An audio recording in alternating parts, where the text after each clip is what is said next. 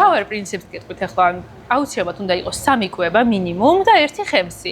ეს არის ფრანგი ხალხის კვების კულტურა. ვის რაციონი. და არის იდეალური, თქვა 9 საათზე რო დავიწყოთ კვება, 9 საათზე მივთვათ საუზმე, თუ გვიყვარს ტკვილი საუზმე იყოს, თუ გვიყვარს მარილიანი საუზმე იყოს, ან კვერცხი, ან შვრიის ფაფა, იდეალური არის, ან ჩიას პუდინგი, ან მაგალითად მარილიანი საუზმე, კვერცხი ბენედიქტი, ან სკრემბლი, ძალიან ბევრნაირად შეგვიძლია გავაკეთოთ მარილიანი საუზმე.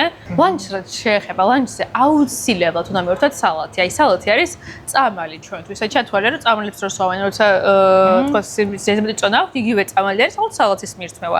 კიტრი, პომიდორი, სალათის ბოთოლი. ბოსტნეული უნდა იყოს აუცილებლად. თუ ფერმენტირებული არის ბოსტნეული, იდეალური არის, აი კომპოსტოს წნილი არის, იდეალური. აქთან გემოსაც ძალიან უხალისებს.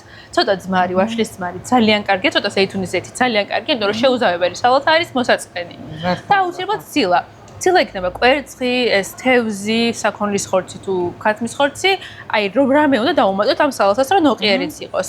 და თუ თქვათ შუა დღეს არ დაგვანაყრა ამ სალათმა, სალათთან ერთად შეგვიძლია ასე ვთქვათ უგლუტენოპური მივერთოთ, ან ჩვეულებრივი პური თუ გვეჭმევა, რა თქმა უნდა, ან მთელმარცვლოვანი პური. ჩვენ გვაქვს მაგალითად რუხი პური, რომელიც არის მთელმარცვლოვანი და ასევე შეიცავს ცხილეულს და არის ძალიან სასარგებლო. ბალანსის პური, რომ აი სასწაული. ხო.